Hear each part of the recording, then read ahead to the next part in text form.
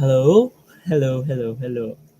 So it's me, and I am gonna be reacting on this video about the birth rate of the Philippines.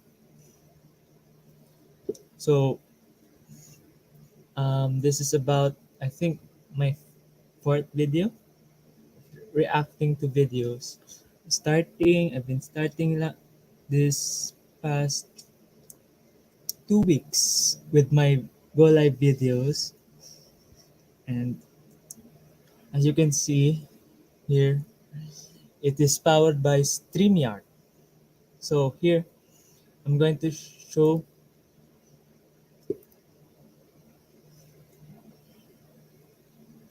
I'm going to show you this video about Philippines successfully lowering birth rates.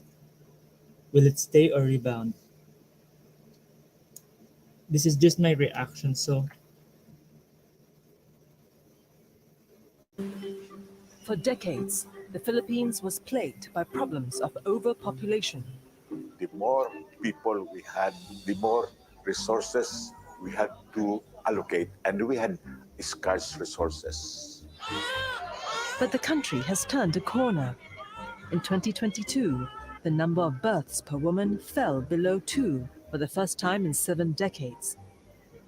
Many of them probably have delayed pregnancy, because of their unemployment and in their incapacity to provide for the basic services. How did the Philippines go from having one of the highest birth rates in ASEAN to the third lowest? Katulad po ng family planning, ito nga pong method natin. So ito po yung condom, then ito po yung pills. And what could this mean for this nation of 113 million? We're on the track to become a graying demographic like Japan or other countries in the West. And we don't want that.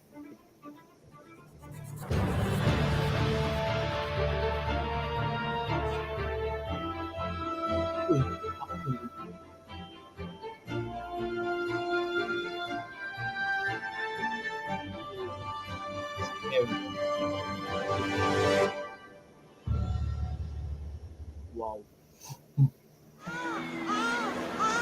Good morning mga mami. Reminder lang po na magsuot po rin po kayo ng facial mask, no?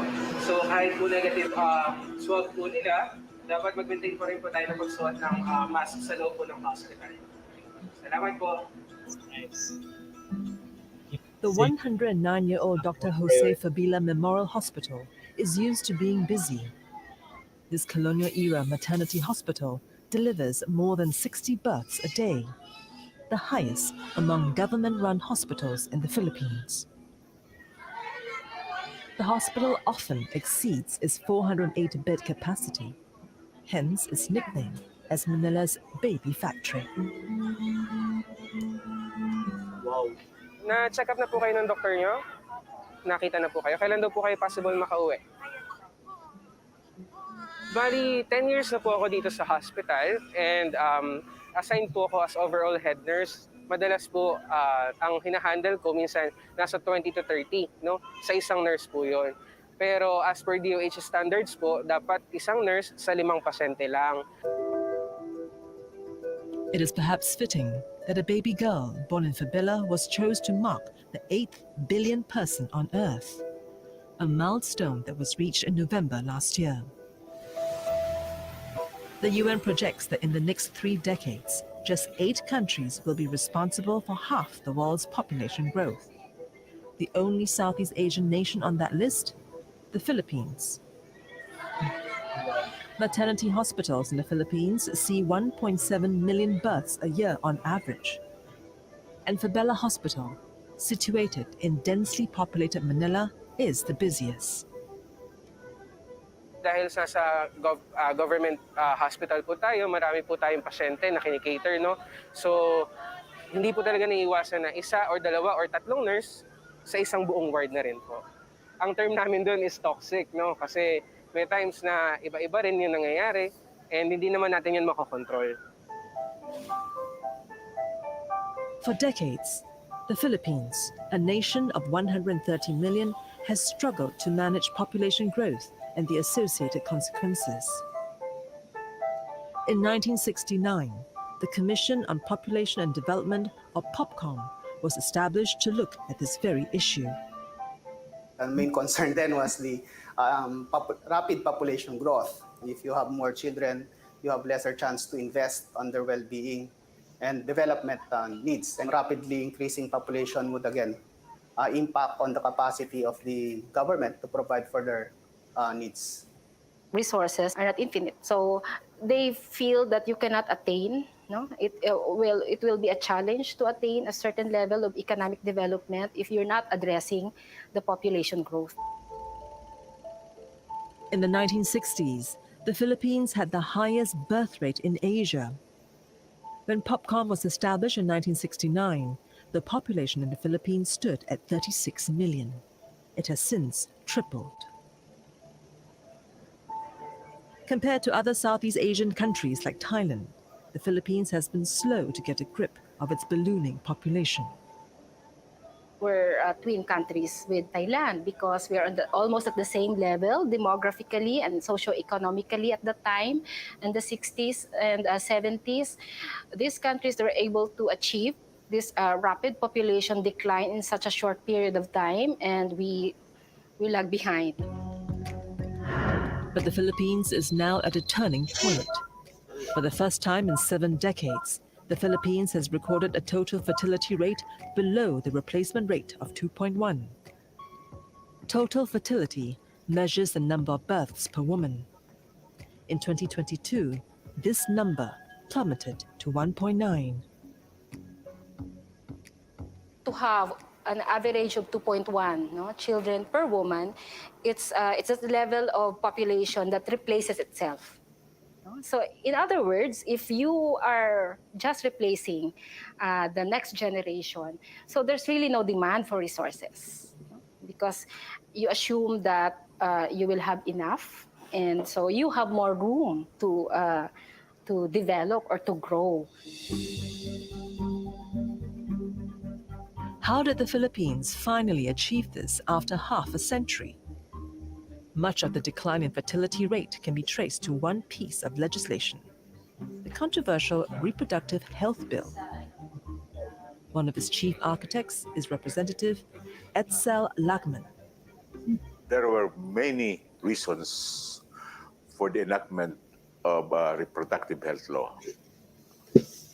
One is that we had then a ballooning population, which impacts on our poverty alleviation policy. Number two, there was a high rate of maternal and infant mortality, which we had to address. And next, there were many women and couples who were receptive to family planning. But family planning is a difficult topic to broach in the archipelago, where 80% of the population are Catholics. Contraception is against the religion. As a result, when Representative Lagman first proposed to revise reproductive health in 1999, contraceptive prevalence among married women was less than 50%. This compared to over 75% in Thailand. And so, Representative Lagman found strong opposition in many quarters. In the first place, we should consider that talking about sex is taboo in traditional Philippine families. We are a conservative society, and this is compounded by the fact that the overwhelming majority are Catholics. That is why we had a hard time pushing for family planning policies. Among those opposed to the RH bill are pro-life groups which support the hierarchy of the Roman Catholic Church. What's really happening is you are planting in the hearts of Filipino families, mothers and fathers, even young people, that to have a child, even if it's unplanned, is a bad thing. Every time we say that population is the problem, what we're really saying is we do not value life. For opponents like Nirvana, passage of the RH bill is a slippery slope to something that remains illegal in the Philippines to this day: abortion. And this is what happens historically if you look at the countries that passed a version of RH. They would eventually legalize abortion. Okay, I'm just gonna say it. Abortion is murder. It's even worse because you're murdering your own child. And so, with opposition from the church and other quarters, the bill languished in limbo for 13 long years. Let us be true representatives of our people, not centurions of established religion. Let us have children by choice, not by chance. I vote yes. But in 2012, after multiple rounds of debate in Congress, the reproductive health bill was finally passed. House Bill 4244 is approved on second reading.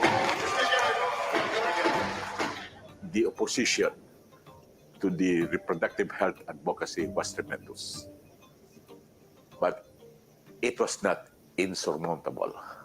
This law is really beneficial because it would deflate the population explosion, and we will be able to budget our scarce resources for better socio-economic development. The reproductive health law expanded family planning, sex education, and maternal care. It also made contraceptives freely available at public health facilities.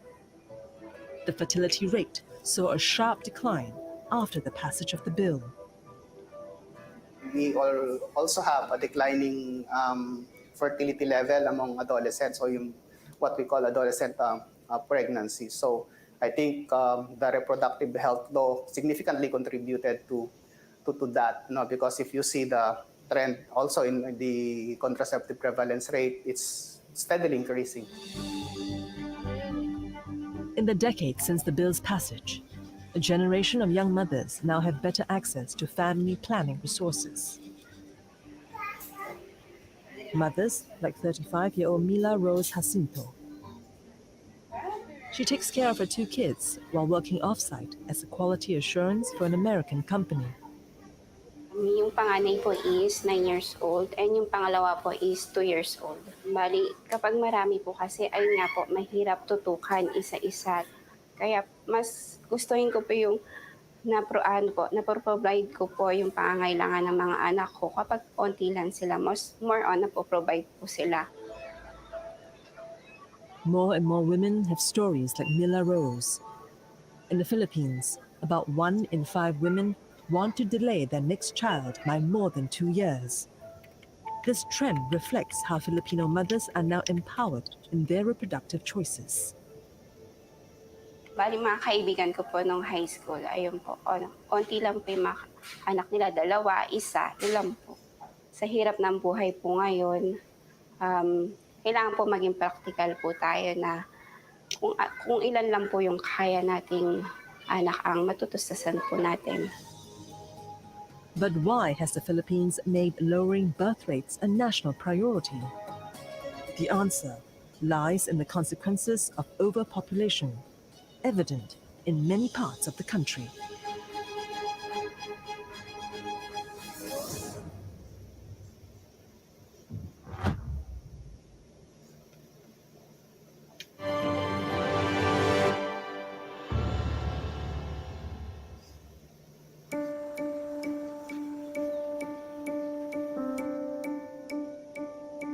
"24-year-old Chari Depositor lives in Talac, a city 2 hours north of Manila. She used to work in retail, but was among those laid off by the onset of the pandemic. Chari hopes to land a job in the Philippine capital, but after sending out applications to more than 10 employers, she's struck out so far. Sa kasalukuyan po, yung trabaho po dito sa Tarlac is limited lang po. Saka po, yung trabaho po dito, hindi po ganun karami sa Manila na saka po yung pasahod po niya is mas mataas po kasi sa Manila kaysa po dito. Like moths drawn to bright lights, thousands from the rural regions flock to Metro Manila in search of opportunities each year. As a result, the capital has become one of the most densely populated cities in the world. Siguro po, pag natanggap po ako sa Maynila, pag nag-apply po ako ng trabaho, siguro yung magiging buhay ko po is, yun, makikisabay po ako sa siksikan ng jeep, pagka-uwi, hirap sa biyahe, hirap sa paghanap ng mga sasakyan, sa siksikan ng mga tao. Sobrang hirap po talaga sa Maynila, unlike po sa probinsya. Kaso nga lang po, sa Maynila po kasi yung maraming trabaho po. Sa Maynila ka po makakahanap ng talagang... Bustling streets and crowded neighborhoods. Here in Metro Manila, 14 million people are crammed into about 630 square kilometers, an area less than the size of Singapore. Nowhere else in the Philippines is the picture of unfettered population growth and overcrowding so soberingly clear. The urbanization problem remains a pressing population and development concern, because right now in the Philippines we have a 52% urbanization rate, meaning around more than 50% of the Filipinos are living in the urban areas, and that's actually an increase from the 2015 level, which is around 49%. You crowd the city. You will have to share a lot of resources, no, in the city. So it can also be that, you may displace others. So that's why we have urban slums, for example, because we don't have enough facilities for housing. We have traffic because there's just too many of us in the cities. For many years, GDP growth of the Philippines lagged behind its ASEAN neighbors, all while contending with one of the highest population growth. With so many jostling for a limited share of the pie, the country now has a high underemployment rate. Around 14% of workers take jobs below their qualifications. Sa ngayon po, sir, yung mga kaibigan ko pong nakakausap po, yung sa kaibigan ko po, sa mall po sila nagtatrabaho po, sir. Merchandiser po sila sa isang Gaisano Mall, sa Unitap, ganun po. Pero yung mga natapos po nila is bird passer po sila ng teacher, engineer, ganun po. Dahil sa mahirap mag-apply at mahirap maghanap ng trabaho, kaya po napupunta po sila sa ganung posisyon po. The situation in Manila demonstrates the urgency of addressing population growth. And in the heart of the city, one place stands as a grim reminder of overpopulation. The Manila City Jail, one of the most crowded incarceration facilities in the world. Built to house 1,100 prisoners, it is now bursting at the seams with 6,000 inmates. Dito, sila nag-i-stay tulad yan. Nagkakaroon sila ng panunood ng television. Ayan. Dito sila nagkakaroon ng pagkakataong mag-usap-usap, magkwentuhan, natutulog sila tabi-tabi dito rin. Kung hindi sila kasya doon sa kanilang mga higaan o mga kung tawagin natin kubol, yung iba dito na rin na natutulog. Ginagamit nila itong tulugan. Yung ganitong lugar, madalas talaga magkahawahan, lalo na kung pagdating sa TV. While the crime rate in Manila has come down since President Duterte's term, it remains relatively high. The root of this can be traced to the population boom in the city. When you have many people in one place trying to compete for resources, then there will be a scarcity of resources. When this happens, then the likelihood of criminality would also emerge because there is a struggle to compete for those resources. The more people that are concentrated in one area, then the likelihood that there will be more crimes.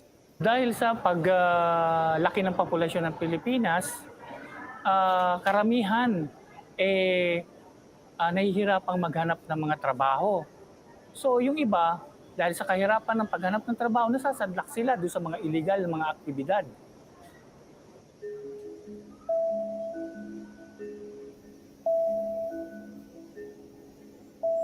Sikapin mo na makakuha ng plema para masuri natin. Ha? In these crammed quarters where diseases spread easily, Dr. Henry Fabro is the only physician. He looks after at least 40 city jails in Metro Manila and the surrounding provinces. That is, one doctor for 35,000 inmates. Today at the Manila City Jail, he attends to patients with tuberculosis. The workload with regards to the health service personnel here is really, it's really heavy.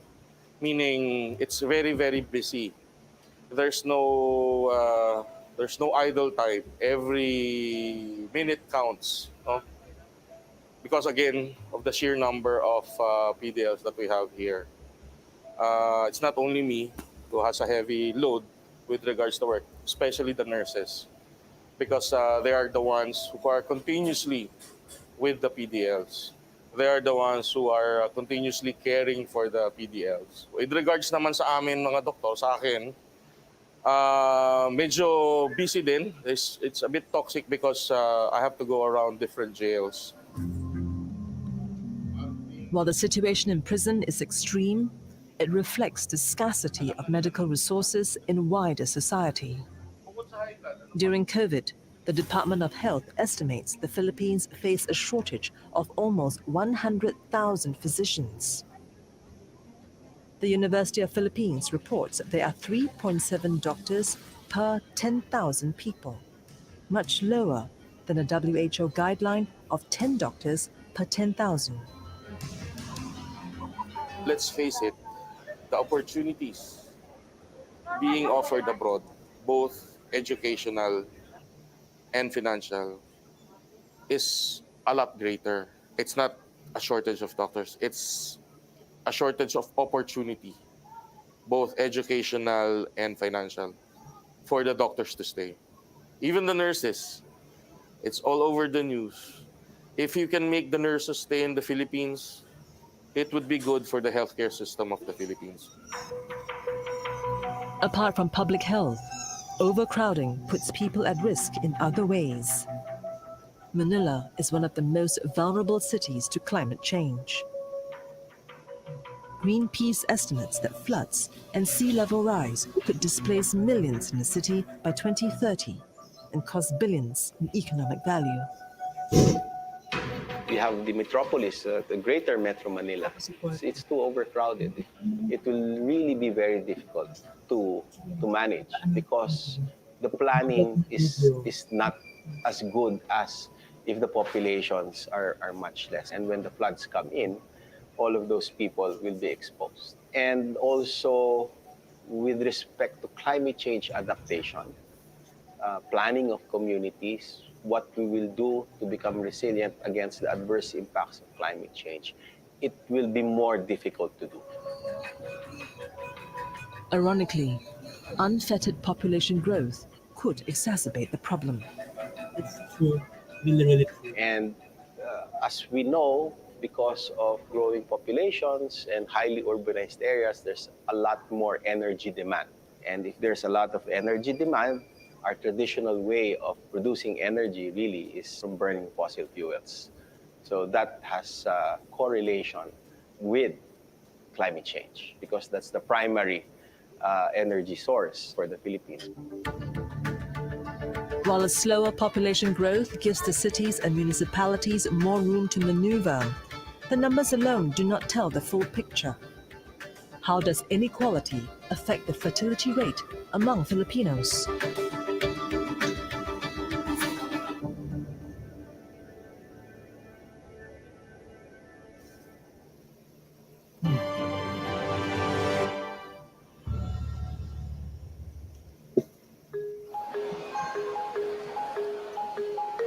After a hard-fought battle to pass a law focused on reproductive health, The fertility rate in the Philippines has fallen below 2 for the first time in 7 decades. The focus has shifted from quantity to quality. We have decelerated the population growth rate as an option for women and couples to really determine the timing and size of their families, because the more people we have, due to our scarce resources, definitely poverty cannot be solved.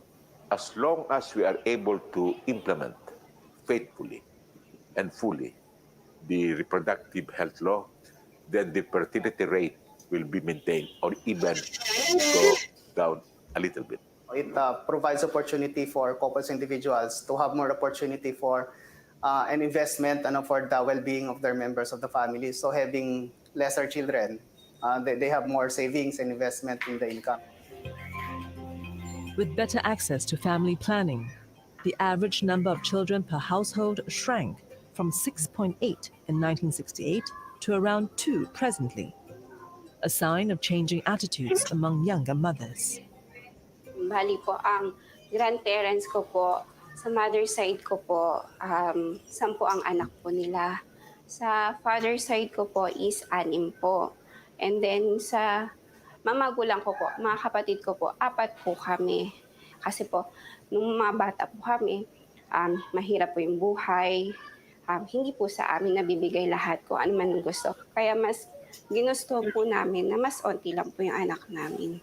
Para na po providean po sila kung ano po yung pangangailangan nila, nabibigay kung ano man yung gusto po nila. But an examination of the fertility numbers reveals a more nuanced picture. The current fertility rate of 1.9 is an aggregate. Once broken down, it reveals that fertility is lower among urban women, while rural areas were associated with high birth rates. That's always the trend. No? Women in urban areas tend to have lower fertility compared to rural. Being in the urban area would mean that you are likely to be employed, no? Or you're likely to be of higher education. No? You're likely to belong to a household in higher socioeconomic status. No? And that's why you need to have equitable development. So you need to provide opportunities for your women in rural areas. So that means that, okay, send them to school, no? Make education accessible to your women so they're not limited to being mothers and housewives. Even in urban centers, there is a disparity among the rich and the poor.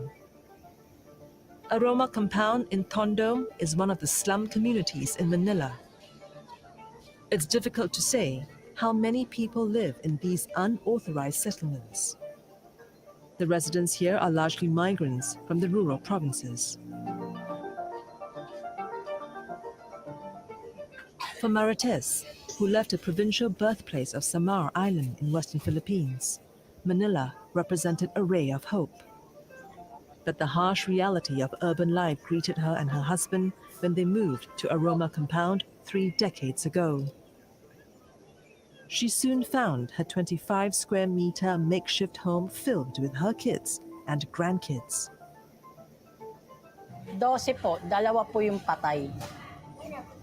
Bali, 10 po yung buhay ngayon. Ang babae ko po, 6.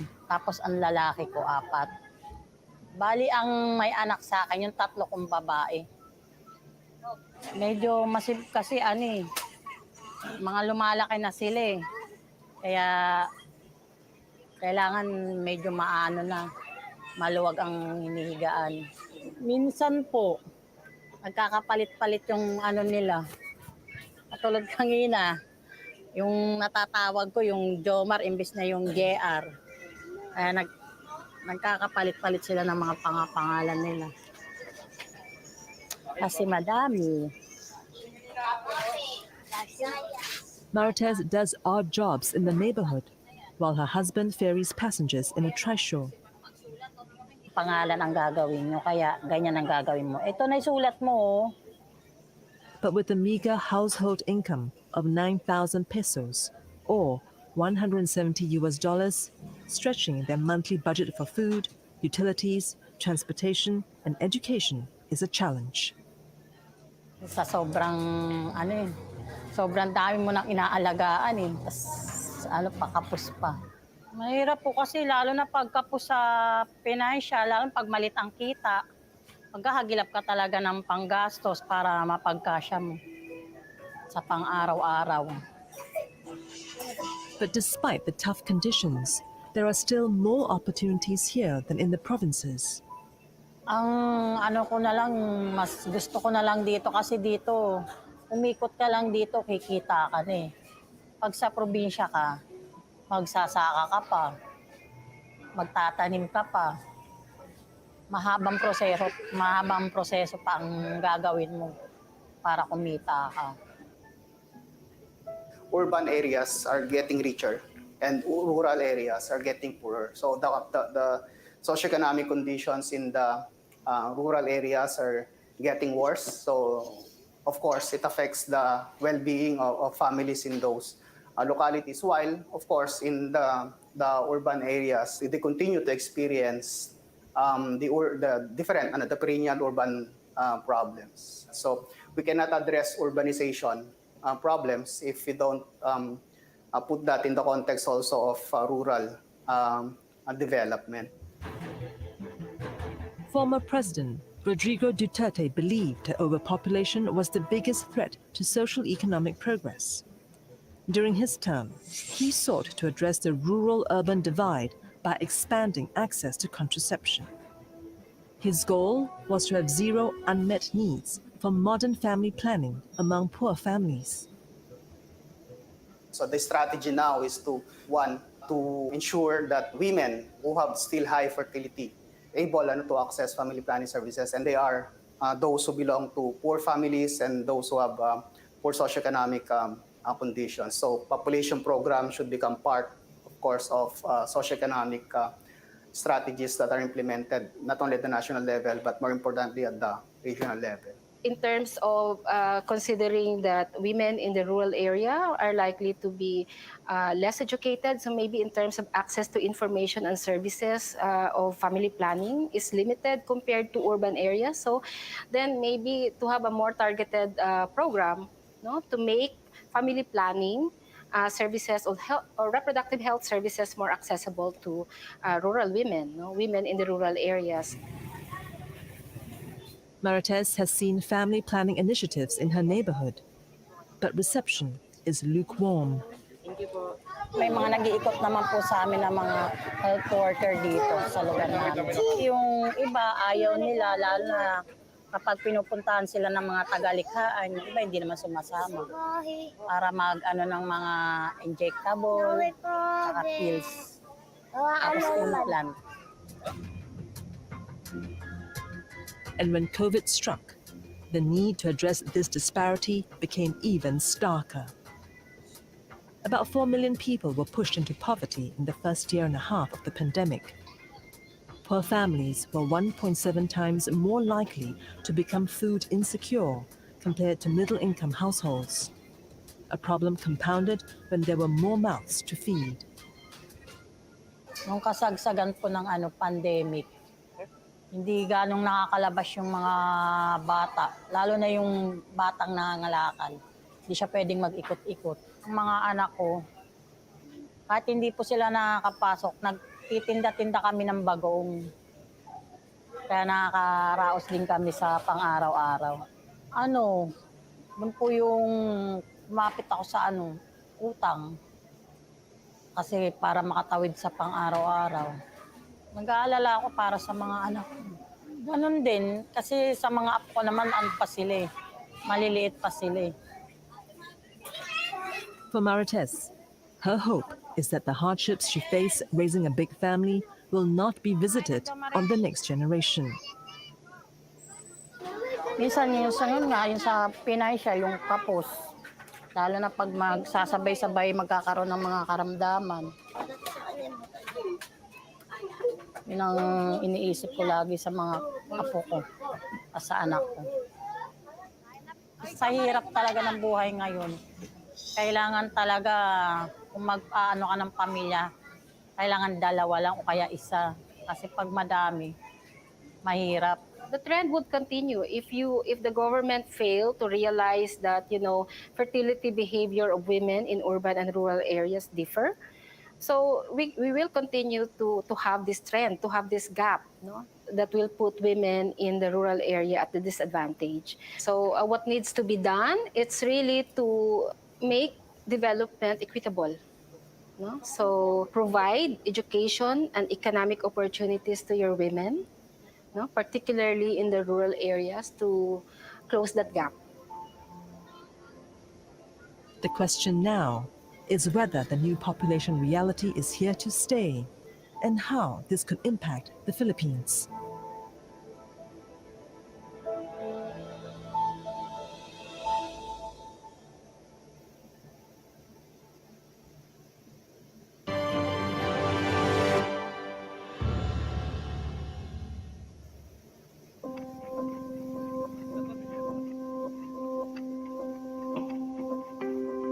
For 2 years, Joanna Gamboa and other volunteers have visited the indigenous community of Aitas in the province of Zambales. Nandito po tayo sa sitio Jesmag para po magbigay ng kaukulang impormasyon para sa paggamit ng family planning.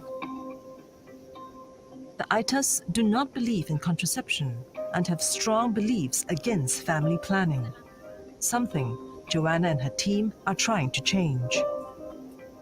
Mga ano lang sila, mga traditional sila, katulad ng mga withdrawal, ganyan, kasi wala nga silang alam. Ni-explain po namin sa kanila yung mga dapat at hindi dapat sa mga ganitong bagay. Katulad po ng family planning, ito nga pong method natin. So ito po yung condom, then ito po yung pills. Nahihiya po sila sa ganyan. Pero ipinapaliwanag po namin na okay lang po yan kasi para sa inyo yan. Ang family planning po ay ligtas, mabisa, maaasahan ang mga pamamaraan ng family planning. Joanna is part of a group called Force of Community Volunteerism and Reform to educate rural communities on reproductive health. In her short time here, she has seen the changes in the Aita community's attitudes and perceptions. The demand for contraceptives had risen as they saw family planning in a positive light. Masaya po ako na naisishare ko yung karunungan o yung alam ko na para sa kanila. At ako din po, masaya rin ako na mas naibibigay ko yung kaalaman na naiintindihan ko. Kasi mas naiintindihan ko, kaya ibinibigay ko sa kanila na gusto ko maintindihan din nila. Ano po ito araw-araw, so dapat po hindi tayo pumapalya pag umiinom dito. Pag nag-start po kayo, Sex education and family planning in rural communities will be important tools to address another challenge: teenage pregnancies. The Philippines has one of the highest rates of teenage pregnancy in ASEAN. The UN estimates that 500 girls between the ages of 15 and 19 give birth each day, a problem that is more pronounced in rural communities.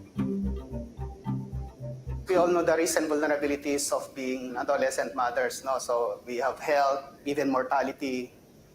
We have a very poor socioeconomic condition resulting to intergenerational poverty among those who are affected. No? So it's actually, it has a lot of implication in terms of the well-being of the adolescent or adolescent girls, no? if teenage pregnancy is not addressed. Teen pregnancy is declining from 13% in 2013 to about 6.8 or 7% now. But having said that, it doesn't mean that the problem has been solved. It's still there. The point is we're also seeing that it's not just those 15 to 19 who are getting pregnant, but we also see girls 10 as early as 10 or 10 to 14 who are already experiencing pregnancy. It's a social problem, no? Because our teenagers, they're not supposed to get pregnant at that age. Because they're just kids. For Representative Edsel Lagman, teenage pregnancy is one of the remaining gaps in the reproductive health bill. Before the enactment of the reproductive health law, there were very few, if ever, policies on sexuality education. But under the reproductive health law, we have mandated the Department of Education to establish a curriculum for all schools without distinction, which are age appropriate. But unfortunately, this is one of the graveyards of the implementation by the reproductive health law, because until now, the Department of Education has not fully started the nationwide implementation of reproductive health and sexuality education. But despite the challenges that remain, it is undeniable that the Philippines has made great strides moving the needle on birth rates. In fact, the sharp decline of the fertility rate to 1.9 last year from 2.7 just 5 years ago has surprised many. But why did it fall so quickly? It was sudden. That's why we call it a puzzle. So, and it's too early yet, no, to say what caused it, no. So now we're saying that, okay, maybe it's really because of the pandemic, but aside from that, we have already seen that the trend is declining, but not too fast. During the pandemic, we were expecting that higher fertility would happen because of lower access of couples and individuals to family planning services due to the restrictions in public health facilities, and of course in the mobility of couples, no, of clients, especially in the urban and rural areas. But to our surprise, we have realized a different a result. I'd like to believe that women and even men, no, and the entire the couple, both couple have become more conservative about having additional or more children because perhaps of the difficult socioeconomic condition that they have during the pandemic. No, so many of them probably have delayed pregnancy, because of their unemployment and their incapacity to provide for the basic services. With the pandemic all but over, how this can be sustained will be the next piece of the Philippines' population puzzle. Well, the challenges now would be one, to maintain the low fertility rate we have achieved or even make it better. Number two, to fully give our women access to reproductive health services. We are conducting a study on the factors that contributed to the decline of population in the country, especially during the pandemic. But it might rebound, if family planning services are not sustained. If you also look at the experience of other countries who have already reached below or replacement fertility, they will not go back. The probability of it increasing and going back to a higher level, it's quite slim. Maybe it will not go back to a pre-pandemic level, but it will slightly increase, maybe reach replacement fertility, but I don't think it will really increase that much. And then there are those who worry that the country is now on a dangerous trajectory towards the irreversible path of an aging population. We're at 1.9, and we're on the track to become a graying demographic like Japan or other countries in the West. And we don't want that. In Japan, where it's a full-blown demographic winter, meaning it's a largely graying population, where on any given day in a convenience store, there will be more adult diapers sold than baby diapers. So what does that mean? What's the implication? It means that the social system is not strong enough to support the older people. And this is the fruit of the contraceptive mentality at its extreme. And we don't even really need to go there to see how bad it will affect the Philippines in the future. But in the end, perhaps there is one thing that both sides can agree on. After 5 decades of stop-starts on family planning, the slower population growth has finally given the Philippines a head of steam in economic development without the shackles of overpopulation. there's what we call a window of opportunity. You have a bonus, no? A demographic bonus or a demographic dividend, because your workforce will increase. But of course, you can only have a bonus if you invest. So, meaning your population, the young, should be educated, should be healthy, and that you provide opportunity for them for employment, that they will be productive. Now that we have some form of edge, the Philippines should actually work on development programs like in agriculture, in industry, in improving education, in improving real, authentic maternal health, and not equating maternal health with access to contraception. I think we have this very sound economic fundamentals to be able for us to achieve the goal of the government, especially the current administration for economic recovery. And this is facilitated by its current demographic scenario. No? So I think we are in a better position to catch up with our other neighbor countries in the Southeast Asia.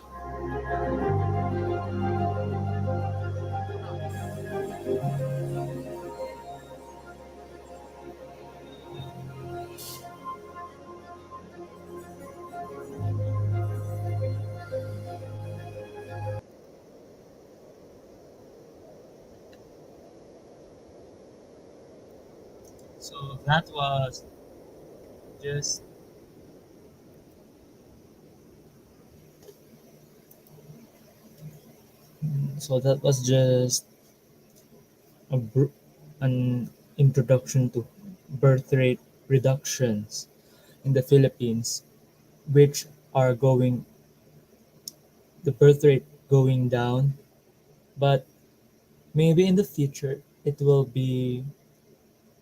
go up a little after the pandemic. You can see that nobody knows what will happen in the future. So right now the Philippines is just build, building up the industries and the learning systems here in the Philippines. So that was that. Thank you for watching and bye bye.